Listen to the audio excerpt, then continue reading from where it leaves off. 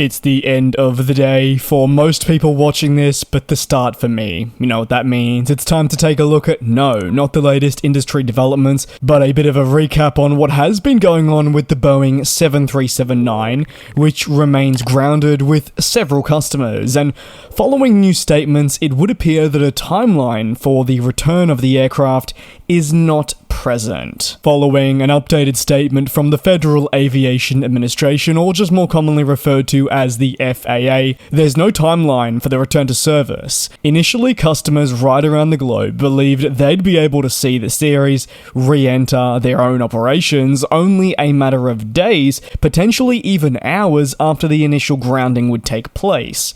However, per the latest guidance, it's become a waiting game for when further instructions can be presented. As a result, there is a lack of clarity over when the 737s that remain parked will begin flying with customers on board. One thing that remains true is that the variant will only be allowed airborne once the FAA believes the inspections are conducted in a more than adequate manner, essentially of the highest standard. Airlines impacted, such as Alaska and United Airlines, have been forced to cancel at worst, nearly 20% of their daily schedule. They are the largest operators of the variant and are therefore in the spotlight. When taking a look at the total fleet of United, yes, they do fly a significant number of 737-9s, but the ratio between that and remaining aircraft is not nearly as small as when looking at Alaska. These cancellations were initially expected to conclude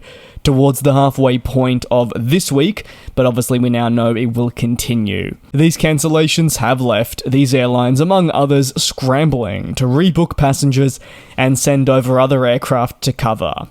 However, this hasn't been possible in some cases, with reports of customers being stranded in specific locations across the network. Yesterday, depending on when you watch this, Boeing confirmed that it had sent instructions to the FAA that would be crucial in reapproving and inspecting the grounded fleet, which we observed as being a positive development. However, in light of the loose bolts being discovered on several grounded 737-9s with Alaska and United, these documents have had to be revised. The upcoming inspections will focus on the left and right cabin door exit plugs, door components, and fasteners. In a statement published on January 8th, the FAA further said that it would require operators to complete corrective action based on the findings before an aircraft returns to service. While there is now an understanding of what happened aboard the Alaska 737-9 that generally sparked this mass grounding and subsequent investigation, the why it happened is unclear. The idea is that with more thorough inspections and the NTSB's investigation of the recovered door, clarity will be given concerning why it took place, and we'll be able to build a suitable pathway forward, which hopefully has more positives than negatives. However, until this is completed, airlines and the FAA find themselves in a bit of a grey area, especially with the governing body awaiting the latest revision from Boeing following new feedback being received. While airlines are conducting preliminary inspections, and that's why we found those loose bolts, they can't really do anything more of substance because they don't have the guidance, and they'd just be wasting resources. Following the significant events in the late 2010s we saw take place, the handling of the ongoing investigation on the part of the FAA and NTSB has largely received praise. On numerous occasions, we've had clear and concise statements that indicate the priority is safety rather than how long the plane remains grounded, and it's what many people argue is a change of pace from what occurred some time ago with the same series of aircraft. Don't get me wrong, the incident should have never happened, but it's been important for the relevant parties to focus on how they are going to approach the problem, conducting all appropriate conferences, statements, and more professionally and also calmly can do the world of good in the long term. The feedback that I speak of came following your two major airlines conducting those preliminary inspections, which saw technicians identify loose bolts. As a result, onlookers have presented concerns directed towards the NTSB that there are potentially other issues with the plane that could remain unknown at this stage. Could this be true? Absolutely. Could this also not be true? Yes. You don't really know if there's more problems until you conduct further inspections.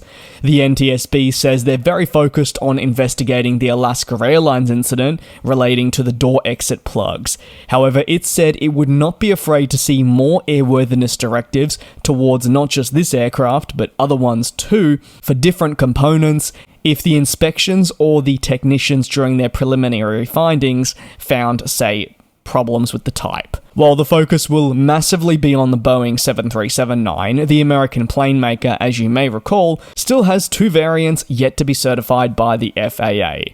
These two variants are the smallest 737-7 and the largest 737-10. Southwest initially expected the 737-7 certification to come in early 2024. However, thanks to crew training, delivery timeframes, and everything else in between, they didn't believe that they would be flying with customers on board this aircraft before the end of this year. Analysts did remain cautiously optimistic with the timeline that was presented by Southwest, which was revealed towards the latter stages of 2023. This timeline, they made note though, did include any potential delays. However, I do not necessarily believe it catered to the significant incident we would see involving the Dash 9, and thus once more a bit of a focus shift. Customers of the two remaining uncertified 737 MAXs have certainly seen their patience wear thin over time, with the 737-7 expected to be certified first, but a timeframe still unclear on that front. Word on when the 737-10 will be approved is even more scarce, and this is the more popular variant of the two. So to conclude, this Boeing 737-9 grounding will soon approach a week. But more importantly, a timeline for its return has definitely been scratched. This is per latest guidance from the Federal Aviation Administration. Alongside the NTSB, the FAA says it is in constant communication with all parties involved. They want to ensure that safety is their number one priority. This means it doesn't actually matter how long these planes remain grounded for, so long as when they do eventually return to service, they do so in a safe manner.